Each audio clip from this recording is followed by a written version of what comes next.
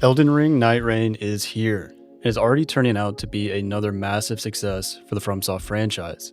My friends and I have been playing almost non-stop since the release, learning the new characters and boss fights. Which, side note, the boss fights in this game are seriously incredible, especially this guy. The music in this fight alone, I mean, just listen.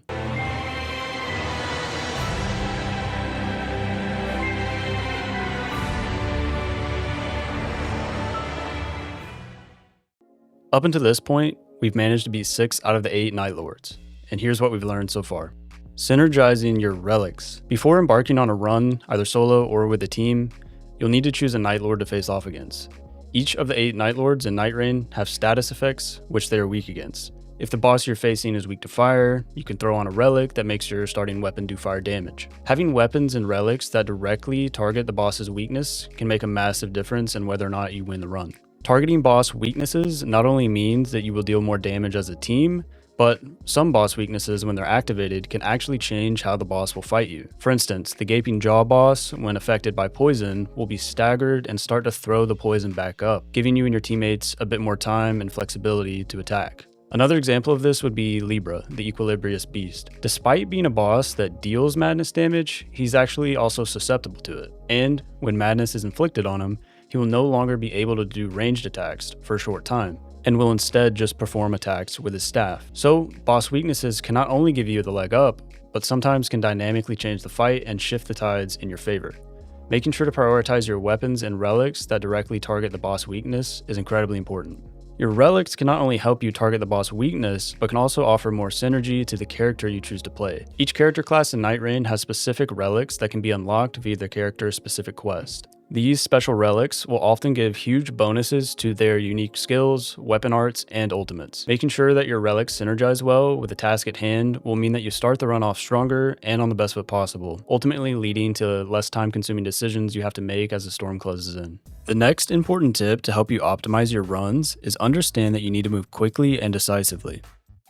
Wasting time is one of the worst things you can do during a run. Since your end goal is to make it to the final boss, the areas that you choose to go to as a team really matter. Moving around the map without a plan can cause things like missing out on valuable loot, or facing bosses when you're underleveled, or wanting to backtrack to places that are already no longer accessible due to the storm.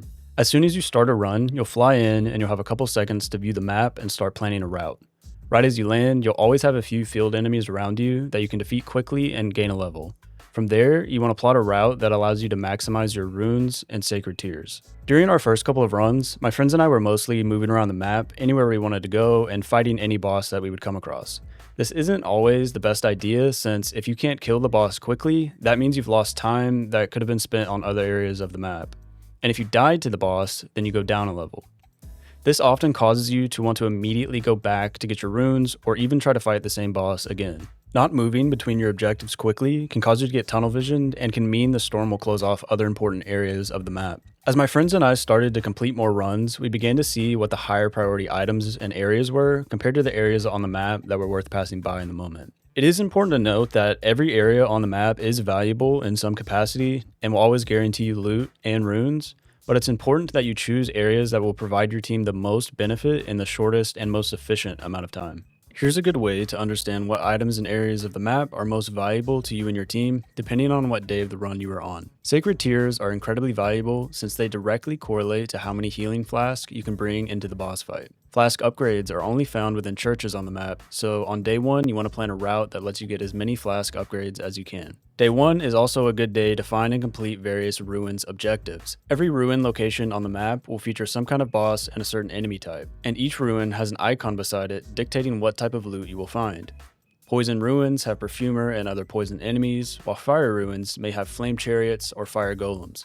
Make sure to pick a ruin that correlates with a status effect that will target the Night Lord's weakness. Completing just a few of these ruins throughout day 1 and 2 will guarantee that you go into the final day with weapons and consumables that are relevant to the boss fight. Before day 2 ends, you want to make sure you go center map and clear the main castle.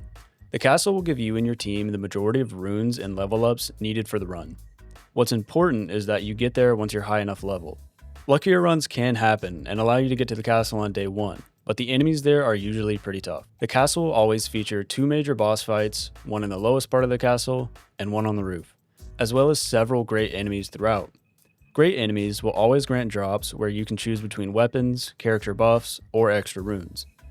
The center of the castle can be reached once the lowermost boss has been defeated and will always drop some sort of a talisman for you. By the time you finish clearing the castle, you will most likely always have a better weapon, a new talisman, and around 80 to 120,000 runes to spend on level ups. Everjails and field bosses can often drop amazing loot too. These should be looked at as places you and your team can flex to around the end of day 1 or the full day of day 2. The faster you can complete an Everjail or field boss, the more worth it is to go and do. If you have a stone sword key and see an Everjail on the way to the castle, but completing that Everjail would cause the castle to be cut off by the storm, then it's not worth it. Everjails and field bosses should be prioritized after you've gotten a status effect weapon and enough levels to traverse the map comfortably. On our best runs, my friends and I found ourselves clearing the castle early on day 2, spending the remaining time getting any extra flask if there were churches in zone, and then going to as many Everjails and field bosses as we could. The lowest priority area on the map would be caves, but just because they are lower priority doesn't mean that they don't have good loot. In fact, caves are the only places that will allow you to get a smithing stone to level up your weapon to +2.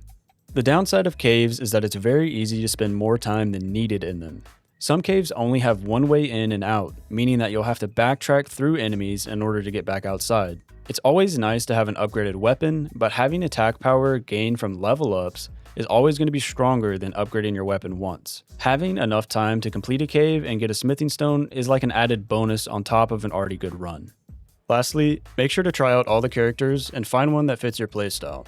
If you find yourself consistently getting to day 3, but still struggling with the final boss, you could always change up the character you are using. Picking characters with different strong suits, especially when playing as a team, can mean that you can approach each area of the map and each boss with more versatility and nuance. Each character has different areas of combat that they excel in, and different trade-offs for their special ability. Characters like Raider are more tanky and can take aggro on the boss more easily, and while his special ability is great for staggering enemies, it's based off of how much damage he has taken. The more damage, the stronger his ability will be. Characters like Iron Eye and Executor are great flex characters that can choose to be aggressive in combat or play more defensively. Iron Eye's ability lets you quickly dash in and mark the enemy, making them take more posture damage, but also has the ability to fight at range with a bow and proc the boss with status effects. An Executor is a great melee character who can deal out high damage, but also play defensively.